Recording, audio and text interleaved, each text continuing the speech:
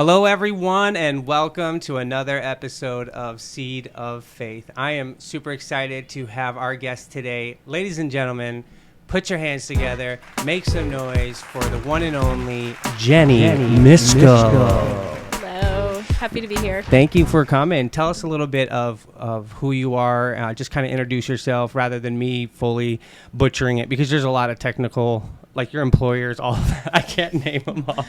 And then we'll go into a little bit of me getting to dig into you a little bit more in your testimony. But kind of introduce yourself. All right. We know that you are a Christian lawyer. Yes, they exist. Yes, they exist. I'm just teasing. We'll get into a little bit of that bias and stuff that comes with that. But kind of just introduce yourself, like who you are, where you're from. Sure. My name is Jennie. I have a 13-year-old son. He'll be 14 this year, which is crazy. I am an attorney. I live in the suburbs of Chicago. I work downtown. And lived in the city for 5 years, and a couple of years ago moved up to the suburbs just north of the city. And I'm a Christian, also into fitness and wellness, and it's a little bit about me. You have family from around here too, don't you? Like, because I know. Yes. Yes. I was actually born here in Ottawa, Illinois, and I lived here up until I was 8. And later in life, right before law school, I was working at a law firm here in town, Miskell Law Center, as a paralegal before I went to law school. I figured it'd be a good idea for me to get my feet wet and figure out, is this really the path I want to go? So for a year, I worked there, and then actually during law school a little bit as well. Really? Okay. See, I knew the lawyer stuff started in Miskell Law because that's where you were. What was it called? Paralegal? Yes. A paralegal. Out of there, because Miskell Law was my lawyer. He's been my lawyer a few times. Hey, Miskell. How you doing? I highly doubt you're watching this. You never know. You never know. In case you do, hey, shout out to my lawyer. But yeah, no, that was where I first saw you going into it, and then I knew that you ended up going to Chicago, and then you just kind of, I would say, progressed up into different fields, even because I think at Miskell that was a lot of family law, criminal law, stuff like that. He was my divorce lawyer, and so there's that. But that being said, now you're out of Chicago, right?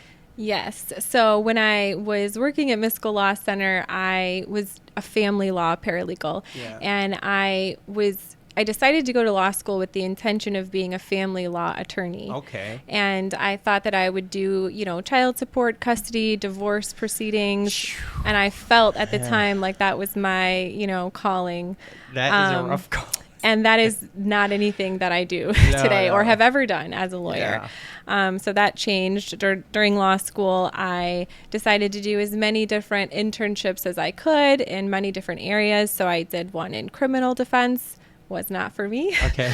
I did one in domestic violence, which I actually was very passionate about and loved. But unfortunately, wasn't a lucrative field as a single parent, couldn't go into it at that time. I understand. And then I did a medical malpractice internship, which I fell in love with, that area of law, because I was actually in nursing school before law school. Okay. So I've always sort of been interested in medicine, and then I found this field that allows me to sort of combine medicine and law. And so my first job out of law school was actually on the plaintiff side, or the side that represents the patient or the injured person. And it was personal injury, actually mostly auto accident and like products liability, but a little bit of medical malpractice as well. So for the first 5 years, I was on that side. And then 5 years ago now, I switched over to the defense. So currently I've got 5 years on both sides, but now I do 100% medical malpractice defense. So you kind of dabbled in a lot of the different, like you said, family, criminal, I'm missing one. Domestic violence. Domestic violence. Yeah. Like, so you kind of went into a lot of like, well, those are the really rough ones, I feel like, because you can get like the corporate style, it's a little bit more paper and less violent, I guess. Like it's not like there's violent crimes. It's malpractice, things like that. Like, but so the reason I'm pointing that out is because it's funny. You first wanted, like, there was this thing that you thought you wanted, like family law, and then you thought, I want criminal, and you were like, nope. And then you were passionate. I don't know if you were necessarily wanted, but you were passionate about the violent crime stuff as well. Oh, domestic violence. Domestic violence. So Yeah. you're passionate about that. What I'm wanting to point out is those are actually some of the most I would say, like, emotionally demanding, the most dirty, the most like hard to watch, kids involved, separations of family, violence. Like this is like where you would think, for me, like when I as a lawyer, as a Christian lawyer, as the concept of being a Christian lawyer, like I think okay, first of all, I know they exist. I know there's this like kind of like joke or prejudice or whatever you want to call it, that Christian lawyers can't exist because there's this association that you can't be a lawyer without lying, or that or things like that, or the compromising of values or whatever. I want to ask, just because you dabbled in them and then you got out of them, is that because you felt that exact thing, that struggle of like, I don't know if I can do this, like morally, or is it just because it was just too heavy emotionally, or is it both? Or there is this misconception about the legal field. Lawyers are liars. Yeah. Obviously I've heard that, but actually being in the legal profession myself, we're actually held to a high ethical standard. Yeah. And in fact, we take a whole ethical exam in connection with getting licensed to be an attorney, and just in front of the court and interactions with counsel, for the most part, are very professional and ethical. I mean, of course, you have your outliers, like in any field or any law or any profession. But no, it's actually, being ethical is something that we as lawyers, at least in my experience, take very seriously. So it didn't have anything to do with the ethics per se. And again, I'm in a very niche field. So Yeah. I don't know what it's like in other fields, but in my field anyway, for the most part, that's we really try to uphold that ethical standard that we're held to within our profession. The criminal thing, I never really wanted to do criminal law, but I felt like I wanted to do a criminal law externship in law school just to make sure it wasn't something that I was into. And I actually worked at the public defender's office and got credit for it for that semester. And for some reason, a lot of the times when you do those externships, you're on like the traffic or misdemeanor, division. For some reason, I landed on the felony division. Oh, nice. And so I was involved with some pretty heavy stuff. And I'll never forget, like, my first week at the externship, I showed up and they were like, okay, we got a new client. We're going to go to the jail and meet with them. And I'm like, okay. And we go, and pretty soon it becomes apparent to me that the person we're meeting with and now defending is the person that I had just heard about in the news, who was being charged with killing a 5-month-old baby in my neighborhood. And at the time I had a 2-year-old. Yeah. So I remember going home and for a couple weeks not being able to sleep very well after sitting across from this person. Yeah. And I'm not saying any, like, obviously everybody has the right to be innocent until proven guilty, all of that, but for me personally, it was too emotionally draining. Right. I was just, and maybe it was just the first case, that being the first case was just a lot, but I finished the externship. I learned a lot. I made a lot of great friends and connections through that externship, but yes, that was too much for me emotionally. Yeah. Well, that was exactly what I was imagining. Like, it's either, to me, and the moral stuff, like, where I appreciate you saying that about the ethical standards that you guys are held to. I think, first of all, we probably get this idea from Hollywood and through movies. I mean, I just watched the show Suits, which is a great show. I need to watch it. I've heard a lot about it. You should watch it. Yeah. You can tell me if it's real, because it kind of, these shows always feel like they're giving you like a behind the scenes, like this is what it's really like.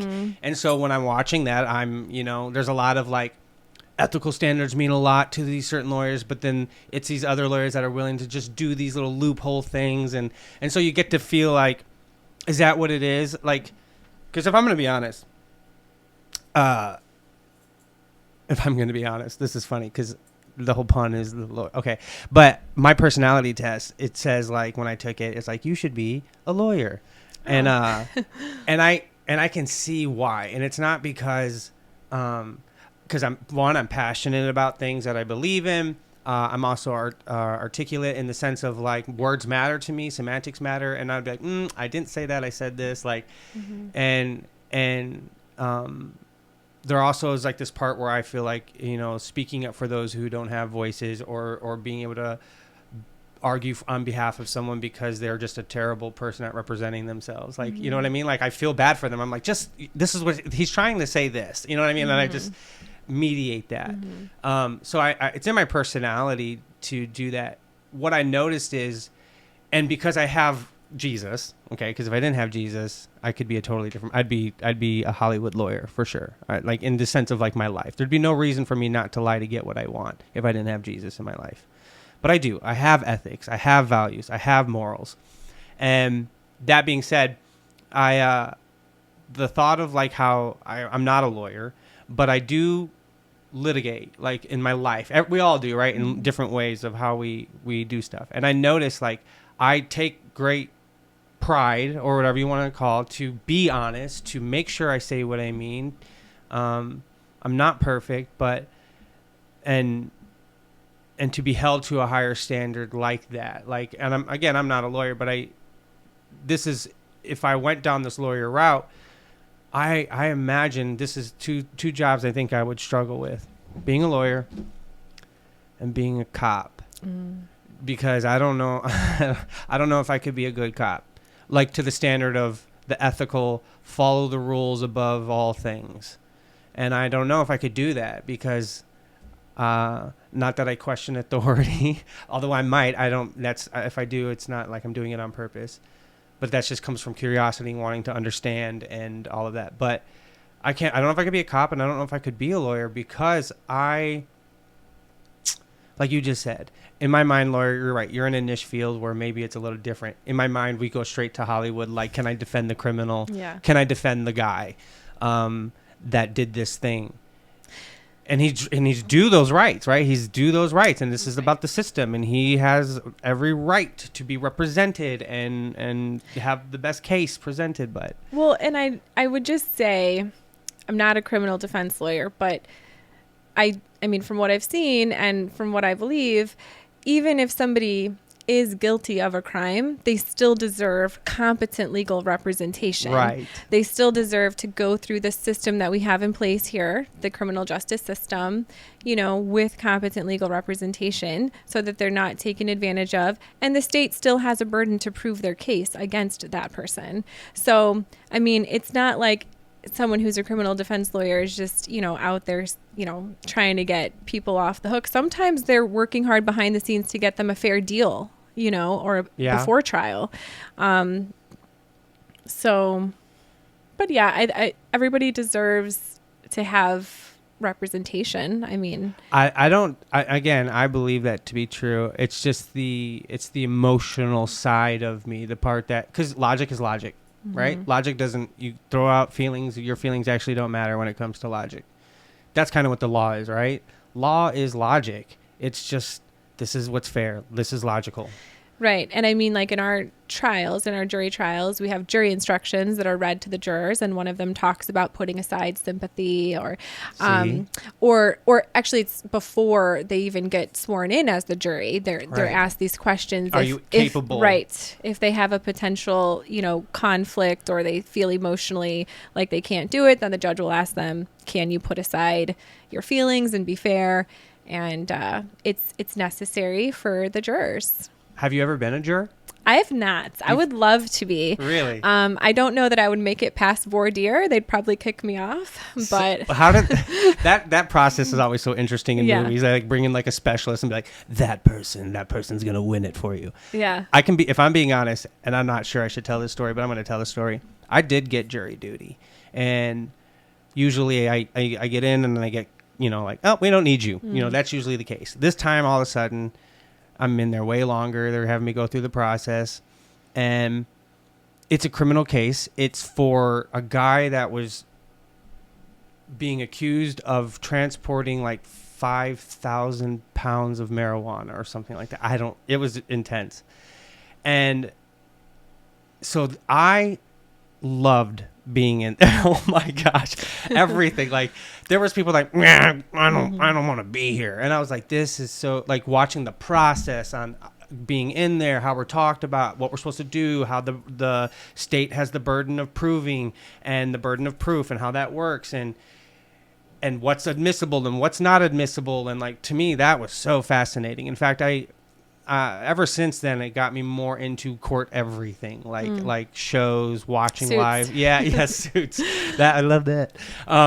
But that in that particular case, people are going to judge me because they just heard what I said. Like, there's like, oh, a guy accused of 5,000 pounds transporting it. But the burden of proof was that he knew he was doing it. And like, that was what was so interesting.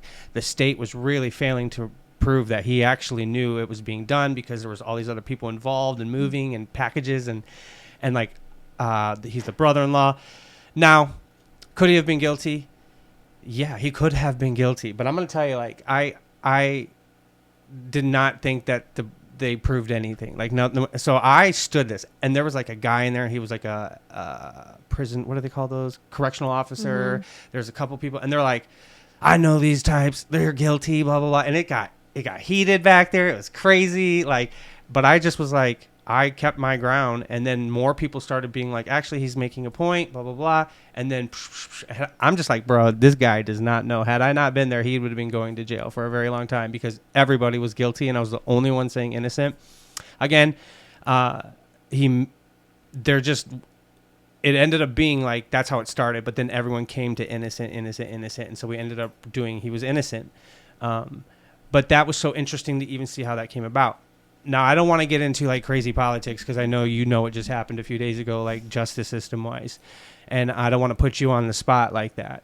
But it is so fresh that by the time this comes out, the justice system and people like that, like, are you watching all of this like stuff, just kind of being like, as a observer, and it's not really affecting you? Or is it kind of like, do you find that you're defending yourself, or kind of like, how do you feel? Honestly, I've been so busy lately with work and life. That's what I mean. I don't have cable, first of all. Well, that's probably a good thing. I don't watch the news. I mean, I used to, but I canceled my cable. Gosh, it was months ago now. Really? And I don't watch the news anymore. So I'm pretty like disconnected from everything that's going on. Obviously, I hear about the major things because social media or friends or family. But so no, I don't really have the time or mental bandwidth to really get into any of all that at the moment. But I mean, when there's like a big, highly publicized like trial going on or something, sometimes I'll watch some of it, and then friends will ask me about certain things who are not lawyers, because they're just curious about kind of what all this means or how it plays out behind the scenes. And so but no, I tend to kind of stay out of a lot of that stuff. Well, it's probably smart to stay out of it right now, because we don't know where everything's going. I've disconnected myself. Like versions of me paying attention in politics of like 2020 and stuff like is different right now. Although I'm very aware of what's going on, I've also have this new disconnect version of me too. Like, I don't entertain cable news and stuff like that. I don't have time for it. And as for like, the fact that you're able to continue to keep working, I'm not surprised. Like, I know, like, especially with what you're in like a forever field. Like, it doesn't matter what's going on, that stays consistent. Like, your niche of, and so would criminal and all these other things. These are like forever things. Like funerals and weddings, they're always going to happen. Those are like a forever, that's a thing that's going to happen. But I was just curious about that, because I know that there's like a lot of people talking about, again, cable news is almost Hollywood in my mind these days. Like now, like the way that shows get publicized, the way that even judges act and stuff like that. There's like the ones that are like being broadcasted. There's the real stuff that happens, and then there's like celebrity people. You know what I mean? Like, well, and I think that there's always a political agenda behind what's being broadcasted. I agree. And that's a big reason I stopped watching it. It's because you're not getting the full story anyway. You're getting what they want you to get. Do you feel like that's even more true when you watch this legal stuff? Like when you're seeing how they talk on these shows, you're like, that is not how that goes. Like, do you feel like you have that insight of being like, this is fake? Or this is what they want you to see. This is well, the not necessarily surface level. just not necessarily like from being a lawyer, but just I guess in general, I feel just like common sense. I just yeah. It's not from being a lawyer. It's just no. common I just sense. feel like this is not the full story, or they choose what they will air and what they won't, and what stories they will air and what they won't, especially around election time. Yeah, and, here we go. So that's my opinion, but yeah, we don't need to get into that's all of the politics. It just bleeds over in everything, I think is what's the nature of it right now. It's so president like in everything. It just bleeds over into all topics. So, okay. You started off, like you said, you were going through these different internships, so you were dabbling in a lot of different stuff.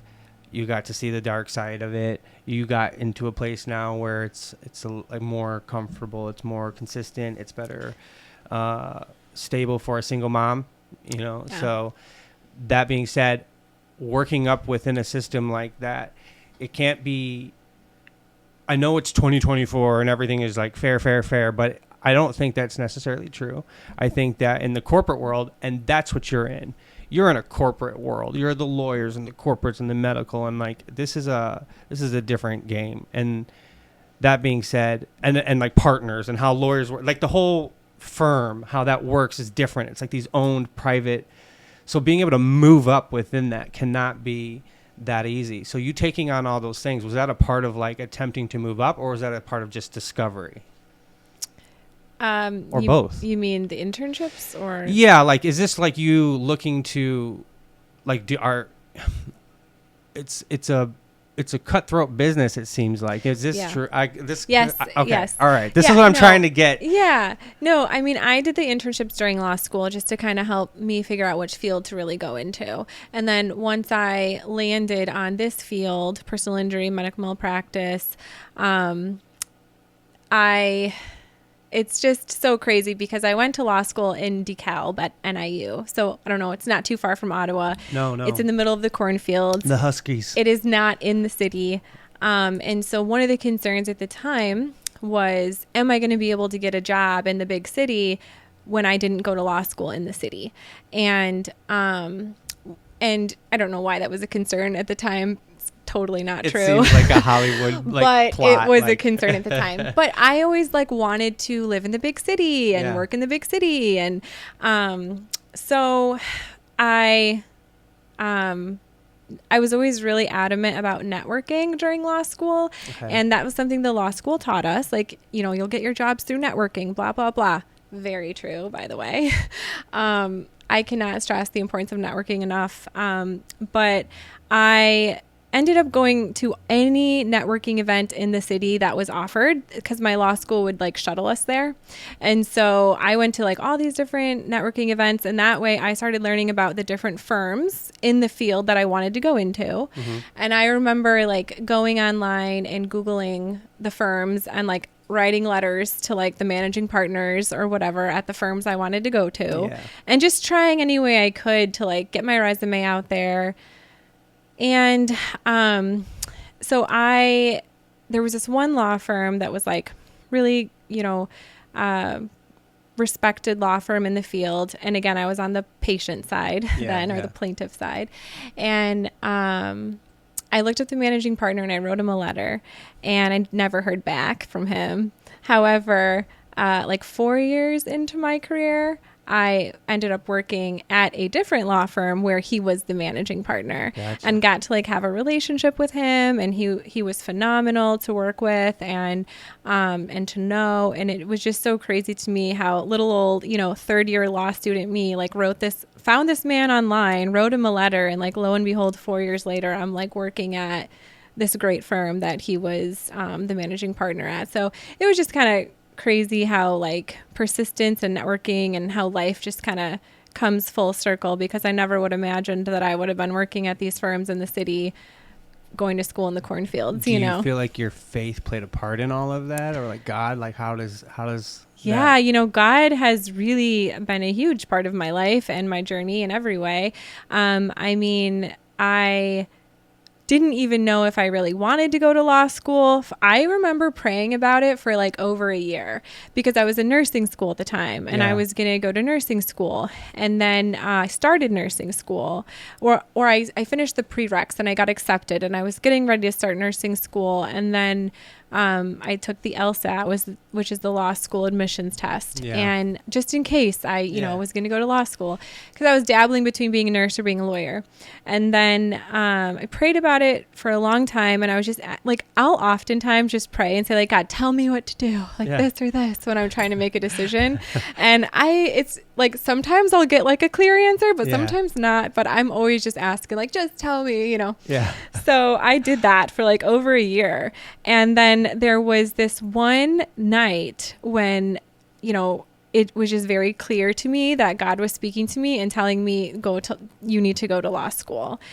And I literally thought at one point, I can't go to law school. Like, it's too much reading and writing. Like, I'm not smart enough. Like, I can't do that. Like, that's too much, And so I really was like, I'm just going to go to nursing school. But then when I got that answer, it was so clear to me that it was God speaking and directing me that I literally dropped out of nursing the next day, signed up for went back to my initial major so that I could finish on time my undergrad degree, because nursing would have been another like 5 semesters.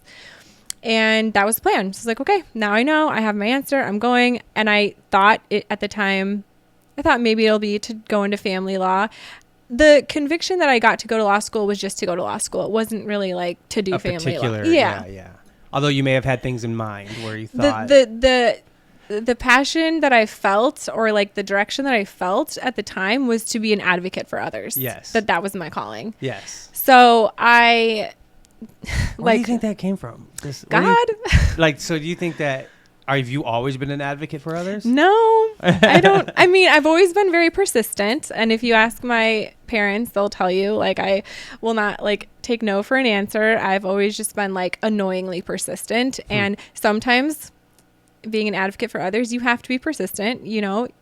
No doesn't always mean no. Yeah. Especially in lawyer world. Yeah. And so, where there's a will, there's a way. Yeah. But anyway, so I guess I've always been like strong-willed and persistent, and maybe those are the qualities. But anyway, so then I go to law school, and well, actually no, before I go to law school, rewind, I get pregnant. So ta-da, my college boyfriend and I, senior year of college, surprise, like we're pregnant. And so luckily I was in my last semester of undergrad, so I was getting ready to graduate with my bachelor's degree already. And so I was about 4 months pregnant at my college graduation. And then I took a year off in between undergrad and law school, had my son. Yep, had a baby. Started working at Miskell Law Center when my son was 2 months old. So that's how I first got into the legal field, because then at that point I was like, okay, well, I took the LSAT. I had this word from God that I'm going to go to law school. Now I have a baby by myself. Like, college boyfriend kind of disappeared. And so I was like, okay, well, let me just go work at a law firm and make sure this is what I want to do. So I got that job. And then my boss was phenomenal. I mean, sometimes my assignments at work would be, okay, write your personal statement for law school today. Okay, do your application today. And so... in case anyone didn't notice, the last name of Miskell Law and your last name seem to match up there. Yeah, so he's my uncle. Oh, okay. Thanks, Uncle Eric. But he really, really set me up for success there, and just was another avenue of God opening doors for me, that who's going to give you a job pay you to be there and then tell you like on his dime, like go do your application and your statement and whatever. And focus on getting better yourself and paying you to do it. Wow. Yeah. That's a blessing. Yeah. So then I got accepted to law school like 2 weeks before school started because at first I was waitlisted. Okay. And so I was like, okay, well, I don't know what's going to happen. And then like 2 weeks before school started, I get a call and they're like, okay, well, there's a spot for you that opened up, but you need to give your seat deposit by Friday or something. A seat deposit is like money that you have to pay to like reserve your seat. And so of course I'm like, well, okay, I didn't have the money, you know, especially in a week's notice. Yeah. So my uncle like gave me my seat deposit and there we go. My seat deposit's in and I started law school a week later. Luckily I already had an apartment there because I went to undergrad there. So I was commuting to Ottawa from there when I was working here. But yeah, so that was like amazing to me that like against all odds, I applied to this law school. And I only applied to 2 law schools, one that was in Michigan and one that was here. Normally people apply to like several law schools and hope to get in somewhere. I was like, well, God, if this is what you want me to do, you'll get me in. And lo and behold, I got a seat on like the only law school in the state that I applied to within 2 weeks of school starting. So that was amazing. And then God also provided during law school in that I got a full ride scholarship for my last 2 years of law school. So you only had to pay for... He was really opening some doors for you. So I only had to pay for the first year. And you know that saying like where God guides, he provides. Yeah. And he guided me to law school. That's real. And I only had to pay 1 year of tuition and I got to go in the law school in the town I was already living. I mean, it was really amazing. Yeah. Wow. That came together like a perfect little chaotic mosaic, especially because you didn't have any of that really planned. Like it just kind of kept moving in okay, God. Okay, right. God. So you just got to take the step when he guides you. You're walking in faith a lot on and that. You don't know how he's going to provide. I didn't know I was going to end up with a scholarship. I got a letter in the mail one day, after my first year of law school, and they were like, oh, you're getting an academic scholarship because of your grades. I didn't even know they had those. I was like, okay.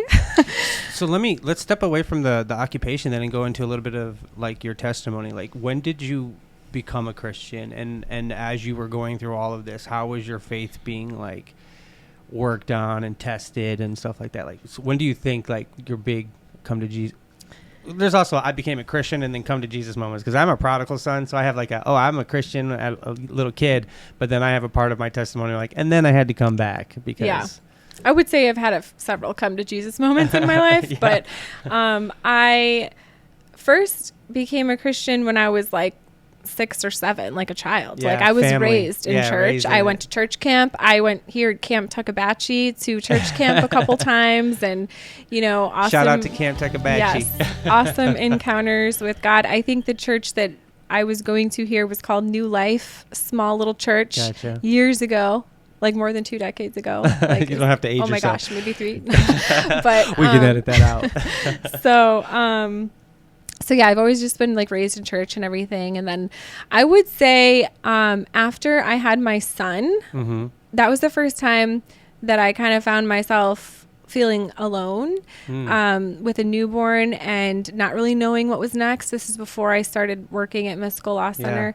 I was kind of in this like in between, like, okay, now I have this baby. I'm 21 years old. I don't know what I'm doing, with my life or as a parent. And I just remember like sitting in my like apartment by myself, like holding him alone many nights and just reading through devotionals and like doing daily devotionals and listening to worship music. And that's when I really started to form an adult relationship with God, I guess, as an adult. Yeah. You became a mom, and this is the adult part too. And then you start to feel like, okay, like I'm not alone. I'm never alone.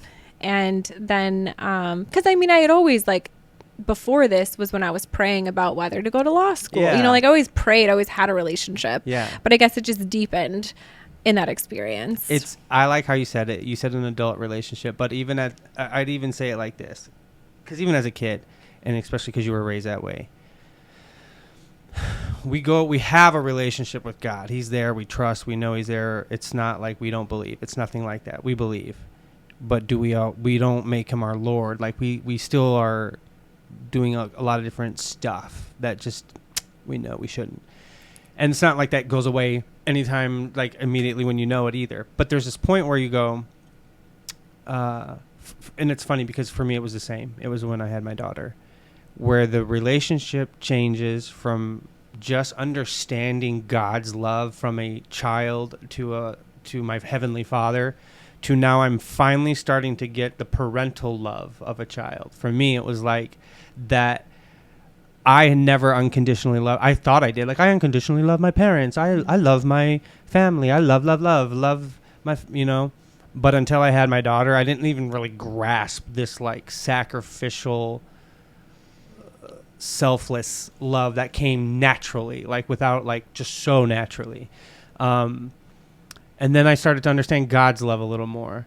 And then it's not so much just understanding the love from a child to a father, but actually understanding his love as a parent to a child. Mm-hmm. And so that's the deepening for me. Like, it opened my eyes to his love for me in new ways that I didn't understand. Even his correction, even how he deals with me, discipline, the test, the good and the bad. You know what I'm saying? Like, I understand his love more. And it's not because it's not coming from a place of like,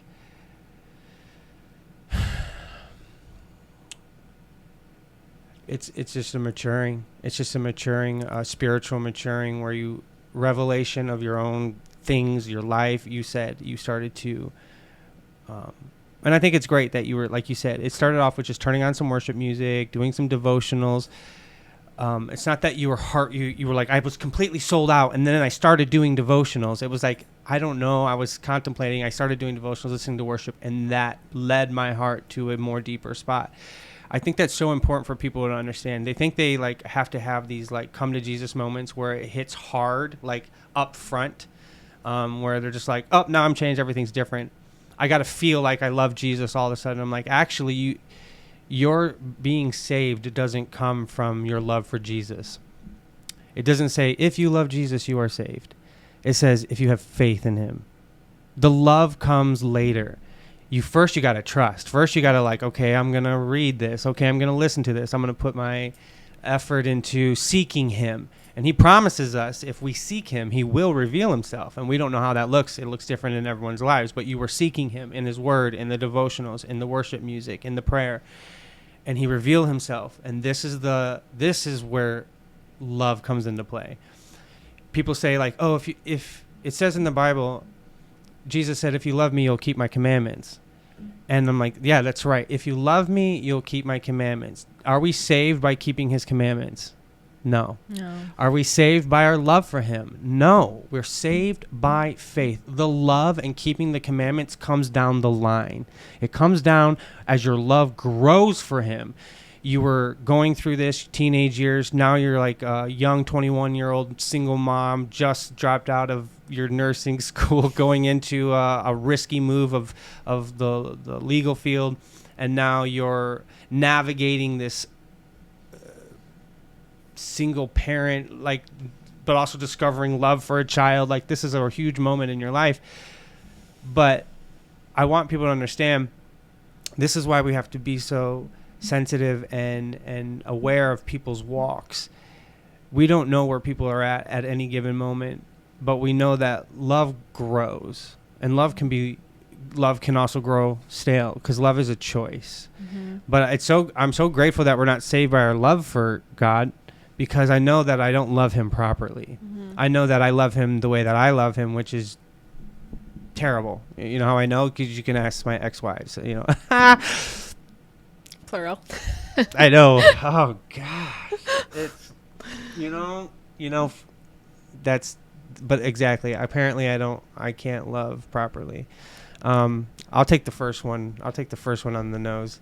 Second one, I'll only take half of that one. Well, and I wouldn't I wouldn't be so hard on yourself either to say that you can't love properly.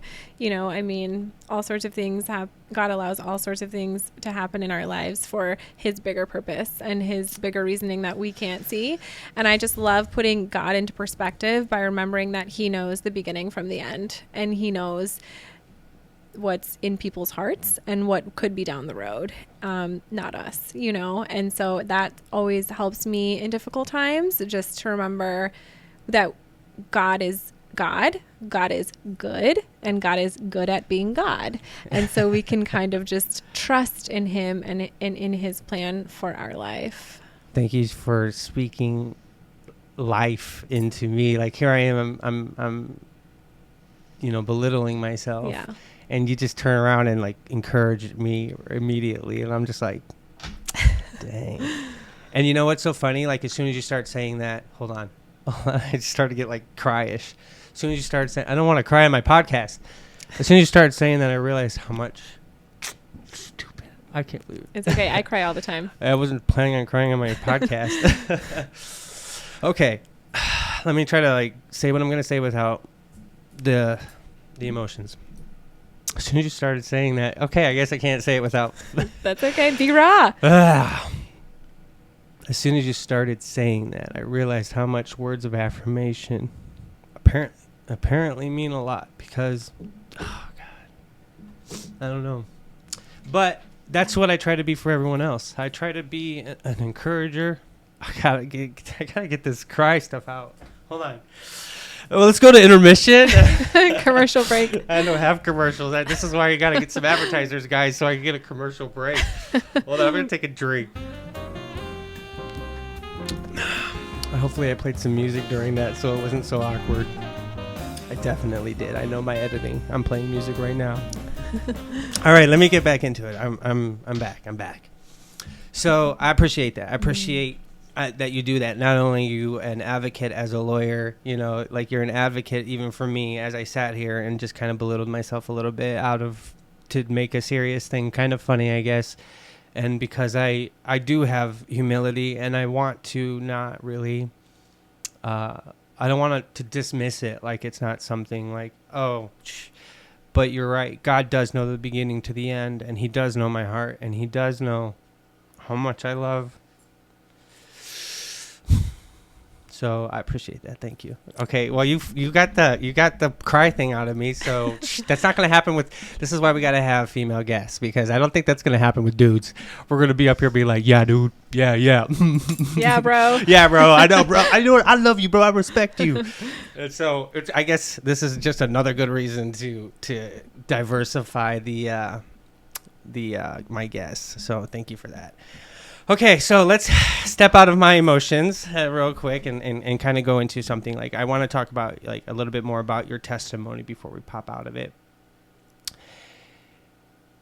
Your testimony kind of involves a lot too, right? So you're a single mom and stuff. That in itself has its own trials and tribulations and struggles, especially when you get into like a corporate world where you are the demand for you to be involved.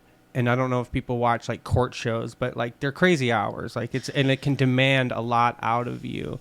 So do you find right now, because your son's 14 now, right? Yeah. Well, he'll be 14 this year. And so my experience today is different a little bit than my experience early on. So one of my goals was to be done with law school before my son would be able to remember that time in our lives, because during law school, I was living on government assisted housing. I had a Medicaid, like the government assisted medical insurance. Yeah. I had food stamps. Yeah. I had all the things government assistance. I've had all of those. So because I was in law school, that was my full-time job, And not only was I in law school, but I was taking an extra load. I was taking like 18 credit hours per semester and going year round through the summers because I wanted to finish a semester early, which I did, so that my son would still be young enough to not remember the struggle, I call it. Yeah. So, do you remember the struggle? Yeah. And he doesn't. Yeah, that's beautiful. So I wanted to be done by the time he was like 3. Cause I don't know. I read somewhere that like, you don't really remember things before 3 or whatever. Yeah. So anyway, I think I did graduate when he was 3. And so he was young. And, you know, having a young child is a lot different than having a teenage child. And they have their different challenges. One's not involved in sports and one's in diapers. Well, and one requires a lot more from you than the other in terms of daily care. One can shower himself, one can't. Yeah, there's that too. So anyway, like starting out with a 3-year-old, so starting my career and so my first job out of law school, my first lawyer job was, I actually got it 2 weeks before the bar exam. So after law school, you take the bar exam. Yeah. Well, you study for 3 months for the bar exam, take the bar exam, and then you wait a couple months for the results. Then you get sworn in and become like a lawyer. But an opportunity just literally fell into my lap, which is so crazy because this was like a top firm, like very well-respected, just wonderful firm that was hiring and happened to have an office in the suburbs where I was living at the time, because after law school, I went back to live with my parents temporarily while I was doing the bar exam. And I didn't know anyone there. One of my friends knew a paralegal there. And so that paralegal reached out to my friend and said, hey, do you know anyone looking for a job up here in the suburbs? We're hiring. And I was like, well, that was one of the firms that I had seen on Google during law school that I was like, oh, this is a good firm, you know? So I'm like, yeah, I'm interested. This is a field I want, personal injury, medical malpractice. Sent in my resume, got an interview. And I'll never forget that, like, I went to the interview and it was 2 weeks before the bar exam. So that's like crunch time. Like you're like dying and you're studying like 12 hours a day, 7 days a week. And you think you're going to fail and life is just miserable at that point. And so then, and it was.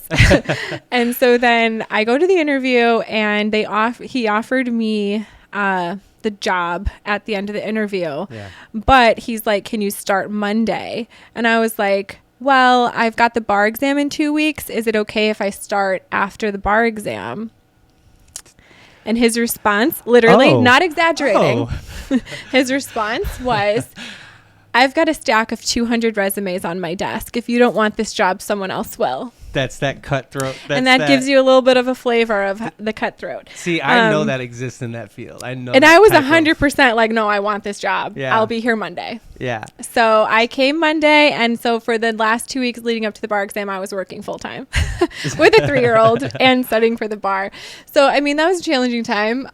But it was great. I loved my first job. I worked at that firm for a couple years and got so many great, experiences and grew a lot. So, and it opened doors down the road for my career. But my point was just like how God opened that door. Yeah. And I forgot the question. Well, at least you didn't cry. So no. Well, no, it's you're kind of just bringing clarity to more. Oh, you asked about the cutthroat industry and being a single mom and all that. Okay. Yeah. So, starting my career with a 3-year-old at this firm that is and was amazing, but also required a lot of my time. I needed to leave at 5 every day to pick up my son, at daycare. And I wasn't able to work until 6 or 7. And I think that kind of put me at a disadvantage compared to other associates or other entry-level attorneys that I maybe was competing with. I don't know, but there's a competition. One thing I always have done ever since becoming a mom and my entire career is I've always put my son first, and I will never change that. Yeah. Before my career, before anything else. And so, and has that costed me in my career? Yes, it has. It has. Yeah, but more power to you for it. Honestly, I only see that as like I understand the losses, but like as an observer, I have that same standard. Yeah. And so when I see someone take that's that sacrificial love. Yes. That's that selfless love I'm talking about that you do for a child that's inherent. It's like, no, this is, my child comes first before my career. Yeah. Like God, my family, career, community, or community, career. I don't know. Sometimes they can be both if you're a mayor. I don't know. But like, I don't know where that really falls. But definitely God, family. Yeah. And a lot of the industry can be male dominated depending on the field or the firm. And so it was something that wasn't always understood at different firms I've been at in the past because they had wives at home taking care of the kids, and it just wasn't a balance that they had to have because that wasn't their life, but me being the only parent and being a woman and a mom, and I just had other priorities, and I'm very fortunate. The firm that I'm at now is an amazing firm and very much very supportive of work-life balance and very accommodating to me and anyone else, so I have that balance. And it's a standard that I've set for myself from the beginning of my career. I remember a secretary that I had a couple firms ago, said to me, I really admire how you set boundaries professionally and how you your son's game is tonight, you're leaving for the game. That's only respectable. And it was, I never thought about it. It was just something I always did. But to have somebody at work come up to me and notice that, I was kind of oh, thanks. But then it crossed my mind, is this a negative thing? Am I being frowned upon somebody for this? Thinks that somebody is. Somebody's looking at you going, oh, she doesn't want to work as hard, blah, blah, blah. There's somebody that doesn't get it. Trust me. There are people that don't get it. In my current firm, it's wonderful. And it's with my son, I am at every game, whether it's track, basketball, whatever, I'm there. And it's just always been a standard that I've set. And so, yes, there's been challenges and there have been sacrifices on my end, but ultimately it led me to where I'm at now with the firm that I'm at now, where I have that flexibility. And I just give God the glory for opening that door for me and landing me where I am. And I've been there for 3 years now, and it's been great. What advice would you give to any young woman trying to come into this field of the legal system? A young Christian woman, because again, you got to experience a lot. So I think, although you may currently be in a niche, you did touch in a lot. So you can give, I think, probably good advice. Like you said, if you're going into criminal, I think some advice I could give, and I've never even been a lawyer, is you have to understand that stuff comes home with you. You can say it doesn't as much as you want, but emotionally, that stuff comes home with you. Well, yeah, and I mean, even in my field, there's an emotional component because medical malpractice cases always involve a catastrophic injury or a death. And sometimes we're talking the death of a child. Sometimes we're talking a spouse who's now paralyzed. Sometimes we're talking someone who's just lost a limb. Medical malpractice cases are not filed over small injuries so there's always something catastrophic or something. Yes. There's an actual. Every case is devastating. Okay. Is what I if someone asks me, oh, what interesting case do you have going on right now? Pretty much every case is a loss or a catastrophic injury. So, in my role as a defense attorney, obviously I'm defending the doctors, the hospitals, the nurses, the nursing home, whoever's involved. And I've gotten to meet so many incredible people through that, so many amazing doctors and nurses and things like that. But I also, as the defense attorney, I have to take the deposition of the person who's just lost their son or who's just lost their husband or who's just lost their leg or, whatever the case is about. And those are very emotionally trying depositions. I mean, most of the time, there's a box of tissues and many tears that are flowing during the deposition.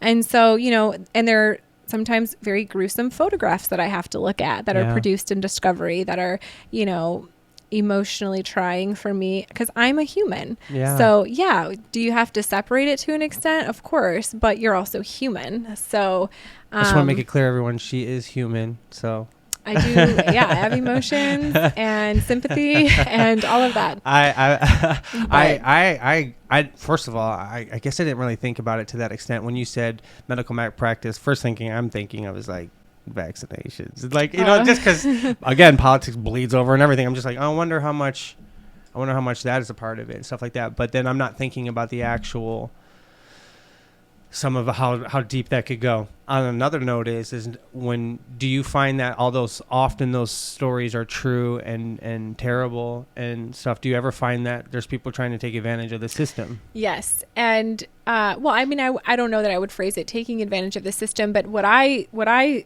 would say is some cases have less merit than others. Do you feel like it's a form of dishonesty happening there? Or is this a loophole thing that people are trying to take? So I can be honest, but if I say it like this, I can get... Well, I think in medicine, nothing is black and white. Okay. I mean, there there can be differences in opinions when it comes to the standard of care, things like that. But what I will say is that there's two parts. I mean, there's more than two, but there's the damages or the injury, but then there's also, was there negligence? So sometimes there's a sad outcome, but nothing was done wrong. Everything was done appropriate. And injury took place, but it wasn't due to... It was an unavoidable outcome or something like that. And so that's the other thing. Like when maybe this is very sad situation, but it's nobody's fault, or it would have happened anyway, or there was no way to prevent it. And so that's kind of an angle that we can look at it, or that I can look at it in, to keep the sympathy in check. Honestly, you really get a lot of like views of justice in very interesting ways. Like you don't just see it from one side or this. I feel like you probably more than most would understand a more broad view of justice, of like what that looks like from all these ends. Like again, from the victim that there was injury, but it's no one's fault, and then this, but you're representing this person, but you've also represented this person. Like you've really gotten to like see justice in a very unique way, especially the system. Well, and especially me having done both sides. So I've been on the patient side for 5 years, and I've been now on the defense side for 5 years. So I've gotten to learn to look at the cases from both angles and experience representing the patient and representing the doctor. So that's been neat for me personally in my field. Do you feel like your job, and I'm just curious, this is just me curious, do you feel like this being in this job has opened your eyes to even like maybe the nature or characteristics of God when it comes to like justice or anything like that? Well, yeah, and not just like my field, but just being a lawyer in general, because I remember at one point, it was, I don't know, maybe like four or 5 years into my career, I started to feel a little bit like bored. Like I started to feel like, is this like, what am I doing with my life? Like, is this even like rewarding? And there's a song by Lauren Daigle, and I don't remember she's a Christian artist, and I don't remember the name of the song, but one of the lines in the song is, you plead my cause. And then that just immediately like put in perspective to me, like Jesus is our advocate, right? He's our advocate. He pleads our cause. Yeah, he's our lawyer. Yeah, he's literally our lawyer. And so then I was like, oh my gosh, like I am somebody's advocate. Like this person is relying on me. They're trusting me. Like I'm pleading their cause or their defense or whatever it is. Yeah. And that just made me like, give me a little boost of like, okay, this is like some serious stuff. Like, yeah, that's a really good point. Like, that's a cool connection point. Immediately I'm like, Jesus is my lawyer. Like, and I'm saying it over in my head. I'm like, that's so funny. Got to make that into a shirt. Like, I kind of picture Jesus as like our defense lawyer. He is. Like, that's exactly what he is. Yeah. And he's the one standing in front of the Father being like. And going back to like what we were talking about earlier with like my relationship with God deepening after becoming a parent. Well, I think another time in our lives, for me anyway, when my relationship with God deepened to another level is like when we mess up. Like, you know, I messed up in 2017 in a major way. And I, through that, for the first time ever, felt God's love. Yeah, like, you're opening. I feel like this is the meat. We're getting to the meat. Why do we always gotta wait till the end? Because this is what you're realizing. It's not just about defending the innocent. Yeah. It's not just about, was the person innocent? Was the person, I can only represent the innocent. Jesus is literally representing the guilty. Like, and with grace and mercy and compassion and forgiveness and like all of these things. And that's when you felt his love. All of these things that we hear about, okay, we know God has, you know, grace and forgiveness and he loves us and all this stuff. But when you feel it and experience it's totally different. Now it's not religion. Now it's relationship. And right. And what you just said is exactly. I'm looking at my arms like they're full goosebumps right now, because that's it. You're naming my testimony right now. You're describing my relationship with God. It is not the times that I feel like I'm most innocent that I'm closest to God. Truth be told, it is when He gave me grace and mercy, and He was my advocate when I was guilty. It is when He loved me when I deserved His wrath, when I deserved His judgment. And that is such a powerful statement to really align what Jesus is, our advocate. He is our lawyer. And I think that's so funny. Like, we should make this the title of the video, like Jesus was a lawyer. But like it's true. And not just that. but that he defends the guilty. Yeah. That he does represent the guilty. And that is, you said it, you're like, that's when I felt loved. And that is so true for me, because I said this before, and I say this to people all the time. When I do something wrong, I know justice. I know that I deserve whatever I deserve. Like whatever the punishment is what I deserve. And I expect it, and I take it. But it is in those moments when I know that I deserve something bad that he advocates for me in a way that is good to me. Instead of wrath, he's good. Instead of wrath, he's graceful. Instead of wrath, it's mercy. And those are the moments where I feel like he breaks my shell. He breaks. That's where I cry for sure. That'll be a cry moment. That'll be another cry moment. And that's where I hit my knees. That's where I feel. There's a Bible verse that talks about placing hot embers upon your enemy's head by doing good things to them. And I know that sounds. The metaphor is actually that by being good to someone that deserves wrath or punishment, you're actually giving them conviction rather than condemnation. Right. So you can condemn the criminal.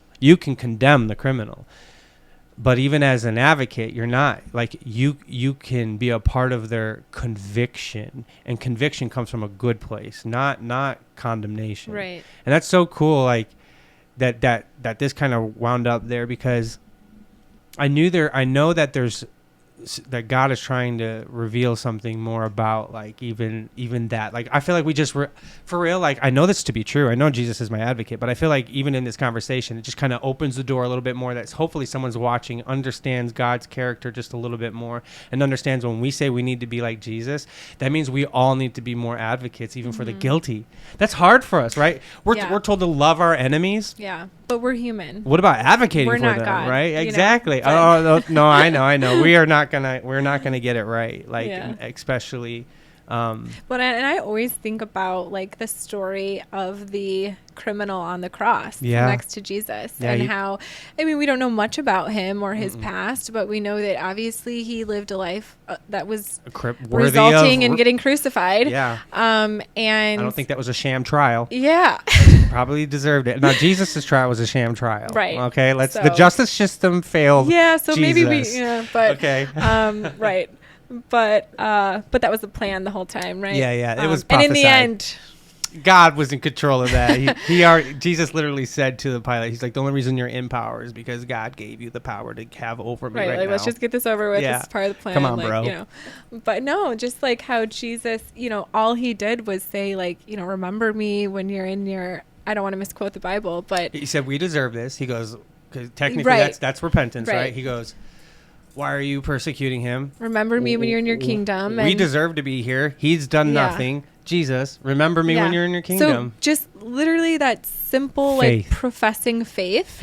And Jesus is like, today you'll be with me in paradise. Yeah. Like, that's it. Yeah. Like, never mind your past. Your past is erased. Yeah. Like, and that's what I love about. You didn't have to go do this ritual or this ritual. Right. And that's what I love about the grace of God is just, it doesn't matter how many times we fail, how we fail. He is always there with his arms open, with endless grace and love. And of course, we want to like be a good person and, try to be Christ-like, and, not saying we can just live a terrible life. And, but even if we do, we have that grace and that mercy if we accept it. I'm actually pretty excited to kind of go down this rabbit hole a little bit more myself on my own, and just kind of like do this. This is the gospel. Like, what we're talking about is the gospel. Like, Jesus as our advocate, this is the gospel. What we're describing is the good news. So how funny that it ends up going that direction. I know that I've had some interesting times with legal stuff. I know that you've seen it. Like I've seen the good side of it. I've seen the bad side of it. I've seen justice work the way it's supposed to in our systems, and I've seen it seemingly not being working. It seems more like it's being worked rather than working. But when I just think it's such an interesting thing, an interesting topic, the legal system, especially, like I said, there's a lot of people that are very interested in it right now because of other reasons in politics. But I love the insight that you're kind of even giving. And I love this main insight that I feel like I'm taking away. My takeaway is this: Jesus is the advocate for the guilty. Mm-hmm. Because I even at the start of this podcast, honestly, that's not where my thought was. My thought was, will a lawyer tell the truth if the person's guilty? And like that's what you're thinking about, right? You're kind of going in Hollywood mode, like, what if you have to represent the criminal who did this bad thing to a young person, and you're going that direction. And I still didn't make that connection, and I'm like, yes, legally they deserve their justice, the system. And I'm like, but I still am not connecting that Jesus is the advocate of the guilty. And so I appreciate that, because it kind of makes me realize there's places for me to give more grace and mercy.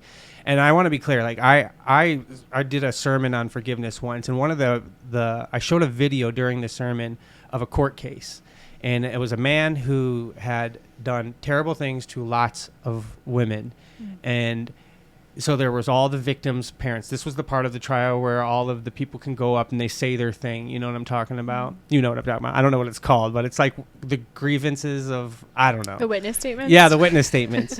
And they're up there and they're like, I hope you burn in hell. I hope you get a life. I hope you get the chair. Every next person. The chair. Yeah, all of it, whatever. Like, it was just literally like, I hope you die. Like, you deserve hell. I hope you burn in hell for the rest of your life. This is what they're all saying. They're getting up there and doing this. And this one guy gets up there. And this is I want to go this direction for a reason. This one guy gets up there and he says, like, I wanted to hate you. Like, I wanted to. He goes, but I'm a Christian, and my God tells me to love my enemies and this. And he's like, and I forgive you. Mm-hmm. Now, this whole time you're watching this, and he's being condemned by all of these witnesses. He's stone-faced the whole time. Like, he's just like unaffected. But as soon as this guy gets up there and he goes, I want you to know that I forgive you for what you've done and stuff like that. His lip starts to quiver. He looks down. You see him move this. All of a sudden, he got touched because he knew he deserved hell. Mm-hmm. He knew the whole time. Everything they were up there were like, I hope you die. He's like, I deserve it. This is exactly what I deserve. Why would he be moved by something he knows he deserves? The one thing he didn't deserve was forgiveness. Mm-hmm. That's what he did not deserve. And that was the one thing that was given to him, the one moment where he broke.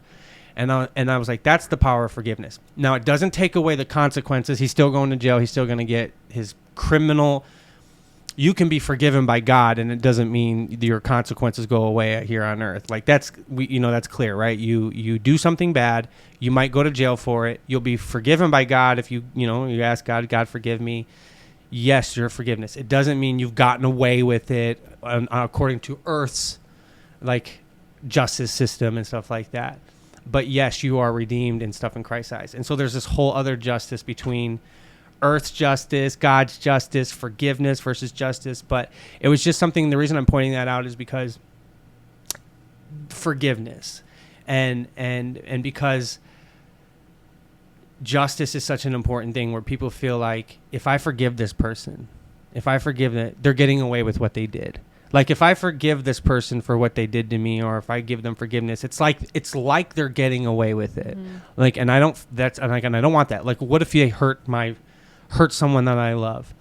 If I forgive them, it feels like they're getting away with it. Like, there's no justice, and then so understanding how God's justice works and stuff like that. And that's why I said it's so interesting, because you're getting to see very unique perspectives of justice. And then you're a Christian, so you also understand God's justice and how it's a totally different thing, and how he is our advocate, and how that works, where someone may be guilty of a thing but redeemed in God's eyes. So like guilty felon, you can be literally looking at a guilty felon but redeemed in God's eyes, in the sense of his identity is not in his past and what he's done. His identity is now in Christ, and that's what Jesus is advocating for us, his blood. So I found that to be like something I wanted to point out, just so people understand, because who knows how people come at this. Like you said, there's always victims and different perspectives. And although something bad may have happened, it might not have been anyone's fault. And if it was somebody's fault, how do we go about that? Like, so you've been dabbling in this world for way longer in a way more analytical way than a lot of us. I think most of us just live it, but you're really getting to like see it in a unique light. That being said, do you ever let your faith come out like in it? Do you ever like step out and say like, I'm gonna pray for you? Or like, I'm just curious. You don't have to go that direction. That's kind of an ADD question on my big question. The big question is just, what is your... No, I think like the proceedings that I am involved in, depositions, court, things like that, they're very just sort of professional. Formal. There's a court reporter, very formal. Yeah. Yes. Judge, lawyers, court reporters, videographers sometimes. Yeah. Wow. I had a deposition the other day that was videotaped, and we're all mic'd up and, kind of like we're on a podcast. Did they get your good side? No, I haven't. It's interesting. I was walking out of the courthouse a few weeks ago, downtown Chicago. Yeah. I was walking out of the courthouse after court in the morning, and there was a table outside of the courthouse with people, and they were asking to pray for people. They were like from a church, just like out there, like even evangelizing. Is that right? Mm-hmm. Right word? Yeah. And they asked me if they could pray for me. Mm-hmm. And I was having a particularly difficult week, like emotionally. And I was like, of course, So that was kind of cool. I came out of work or out of court, and then I was stopped by these people right outside the courthouse, and we prayed together. Yeah. And the prayer, like, these people don't know me, they don't know what I'm going through, and once again, like a God moment, like the prayer that they said over me, 100% spot on, like to the point that I called my best friend after, and I was like, oh my God, they just prayed and they said this, and this, and she knew everything that was going on in my life. And she's like, are you serious? I'm like, I swear, like I cannot make this up. And I even wrote it down like on my notes app in my phone, like what the prayer was, because it was so on point. Yeah. And then like a lady that was in the circle of people praying with me afterwards, she's like, I just hear the Holy Spirit saying like that you're very effective at what you do. And I don't know what you do, but I just hear like you're very effective at what you do. And so some encouragement too. Yeah, it was an encouragement, and that had nothing to do with like what the prayer was about. Right.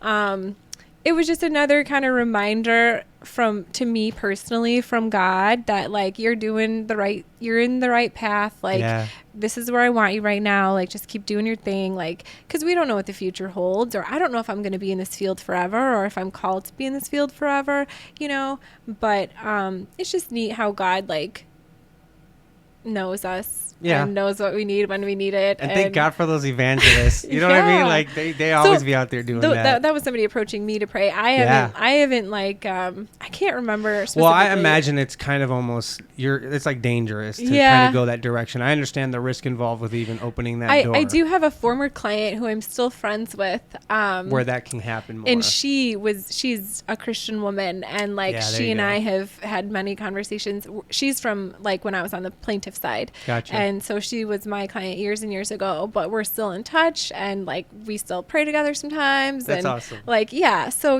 when you meet another Christian, you bond over that. And I think the people I work with know my faith. Like I'm not, I definitely don't keep it a secret. I think everyone knows I'm a Christian, and I'm proud of that. So. Yeah, that's good. And it's especially great. Especially in the lawyer world. Well, and it opens the door for people that may have questions or want to come to me to talk about like questions they may have about God. And the other thing I just want to say just in general is that when you're raised in church and your parents teach you X, Y, and Z about God and life and church and whatever, that's one thing.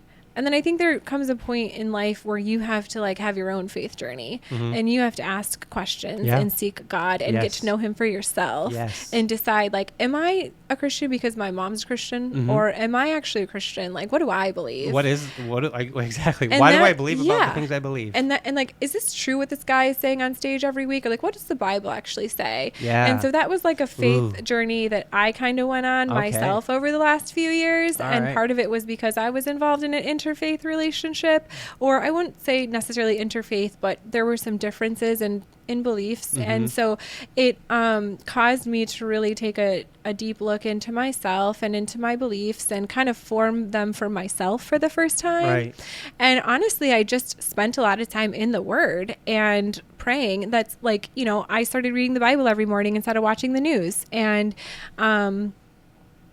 so that's been interesting too. Just like, I would encourage any Christian to really have your own faith journey. Yeah. And not just go based on what's being fed to you, but, you know, study it for yourself. Like, see what the Bible says, pray, see what God reveals to you. You know, like, during that time that I walked outside of court and got prayed for by those people was during a time where I was really reading the Bible and seeking God, and I felt like that was him showing me, I hear when you you. seek him, he shows yeah. up. And like the same week I was again having an emotionally like difficult week, and I like one morning saw these two mourning doves on my porch, on my balcony. And I've never seen birds on my balcony because I live in a place where we're not allowed to have bird feeders. They want to discourage the wildlife for whatever reason. So there are no bird seeds, nothing. I never have seen birds land on my balcony. And so there was two of them, and they were mourning doves. So they weren't just like birds. They were like, I don't know, a specific type of bird. And so then I like look up the meaning of mourning doves, and it was a sign of like comfort. And it was a sign from God that he was with me in what I was going through, that he was aware of it, that he loves me, that he's comforting me. And it just made me like cry, because I was like, time and time again, when we seek God, he shows up in whether it's a bird or people outside of the courthouse, like praying for you, like he shows up to show you like, I'm with you. I hear you. You can't see him. You can't feel it. Like you can't like physically touch him, but he shows up in other ways, All right. you know? Absolutely. And what you described is what I hope and pray for people. The idea is first seek. Guys, first just seek. Like whether you're doing devotionals or listening to worship music or questioning is okay. You're allowed to question. Like questions aren't inherently bad. Like go into it, and when you start seeking, it is those things, whether it's confirmation through prayer through a stranger, or just confirmation through a scripture you read, or confirmation through a lyric on a song that's playing in the car at the exact moment you're praying something, and then all of a sudden that lyric kicks in, like you said, with the Lauren Daigle or whoever it is. That's happened to me so many times, and I don't believe in coincidence, so I tend to always seek God in all things. And so whenever anything is happening, I'm like, okay, God, what are you doing? What are you doing? And what do you want me to do? So I appreciate. Go ahead. Well, I was just gonna go back to your question about forgiveness, and I have learned a lot about forgiveness over the years, and am still learning. But me too. One thing about forgiveness, though, I mean, it's so true what they say. Like, if you're holding on to unforgiveness, you're hurting yourself, not anybody else. Like, the person who wronged you is probably out not thinking about it, or you, or whatever. And so when we hold on to unforgiveness and we allow like bitterness to take root and resentment to take root in our lives and in our hearts, that can really affect you as a person, like your overall demeanor, the way you treat people, the way people feel in your presence. And forgiveness, see, I'm a little confused, because like how do you forgive? You know, like how do you forgive someone? Sounds great, right? Like, oh, I forgive you. Yeah. But I think it's more of I'm learning it's more of a spiritual thing, where like sometimes we need God to help us walk through forgiveness. Sometimes we need him to help us forgive. Yeah. Well, that's the only way I can forgive. Right. And it's not like it's a one and done either. It's not like I'm just like, hey, you know what? I forgive you, Jennie. And then it's done. Tomorrow I'm all of a sudden better. We're all done. No, it might be like every time I think of it, I might have to forgive you. Well, and every take time that thought captive, depending and then on I might have to forgive you again. Right. And then the next day I might have to forgive you again. And it might get easier. You know what I'm saying? But like forgiveness is an ongoing thing too. I don't think forgiveness is something that happens like this. It's not a snap of the finger and it's done. It is a process. It's a choice. Just like I believe love is a choice. You might not always feel like forgiving. You might not always feel in love with your spouse, right? Ooh. But it's a decision. It's a commitment. It's a choice. You wake up every day and you choose to love this person. You wake up every day and you choose to forgive this person. And like, what does the Bible say? How many times should we forgive someone? 7 times 70. And that's just the starter. And that's just God saying like, hey, by the way. Yeah, that's like, the starter pack. Yeah. That's not even like the long tail. Like, so we're called to forgive. Yes. I mean. Well, I thank you for, shedding some insight on that even too. And I appreciate you coming on and just really like taking the risk of just putting this out there and talking about your testimony, talking about your career, talking about your faith. And through all of this, it totally is exalting God and Jesus. And I love it. And I feel like I'm learning about even myself, not just about your own, the legality and that corporate world of the legal system, but I feel like I'm learning even about like God and even how he works in different individuals. So I thank you for coming on here. Now, if somebody because you now are working for like the corporate stuff and stuff like that, so it's not like I'm like, hey, if somebody needs a lawyer, why don't you give out your information? I don't think it's like that for you right now. So I'm not going to be like, hey guys, if you need a lawyer, unless how can people get in touch? Yeah. It's like, I hate saying that. It's like, there's an injury, call me, but anything else, but I hope you don't get injured. But it's not like I'm going to point anyone towards like a website or anything for you. So I mostly just want to show appreciation for you coming on and sharing that. I feel like you opened my eyes to some things, and I feel like hopefully you opened the eyes to some other people as well, and also just anyone that's thinking about getting into the business to see how you constantly put Jesus up front. And we should do that in all things. We should always be praying about it. You prayed about it for a year, for crying out loud, and I think that's very wise of you.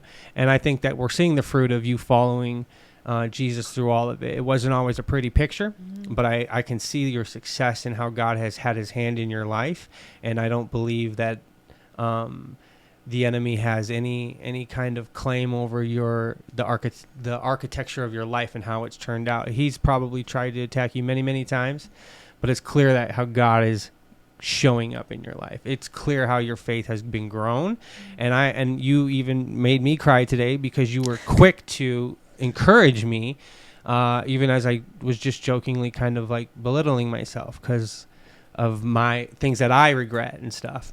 So I thank you for advocating for me today. You were my lawyer for a moment, and I appreciate that you were defending me against myself, and so I appreciate that. So thank you very much for that. Thank you for coming on. Yeah, of course. Thanks for having me. And yeah, if anyone needs anything, has any questions, I really have a heart for single moms who are trying to change their life. Should they just get a hold of you on Facebook? Is that the best way to find you? Yeah. Okay. Because you do a lot of fitness stuff too. I know. Yeah, Instagram would be good too. Do you want to put that out, or that's on you? You don't have to. We can put it in the description. Yeah. You give me the details and what you want, and then I'll put it in the description so people can get a hold of you anyway. Yeah. Okay. Sounds good. Perfect. We'll do that. As for the rest of you guys, thank you guys so much for joining us on this episode. I'm having a special giveaway specifically based off of this, so I'm going to be giving away the book Case for Christ.